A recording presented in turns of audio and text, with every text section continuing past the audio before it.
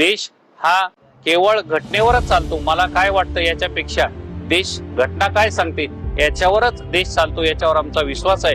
आणि म्हणून मधल्या काळात आपण जे काही प्रश्न महाराष्ट्रामध्ये निर्माण झालेले आहेत, जे मूळ प्रश्न बाजूला सारून काहीतरी दंगली पेटवण्याच्या दृष्टिकोनातून, धर्मवादातून असेल, सांस्कृतिक दहशतवाद असेल, याच्यातून वेगवेगळे प्रश्न निर्माण होऊन मूळ प्रश्नाला बगल देऊन मग युवकांचे प्रश्न असतील, स्त्रियांचे प्रश्न असतील, शेतकऱ्यांचे प्रश्न असतील, याला बगल देऊन काहीतरी अशा भूमिका घेणे, यामुळे पुन्हा समाजात तेढ निर्माण झाली होती। आणि म्हणून ही रथयात्रा आम्हाला काढावी लागली आणि अत्यंत चांगला प्रतिसाद लोकांमधून भेटतोय।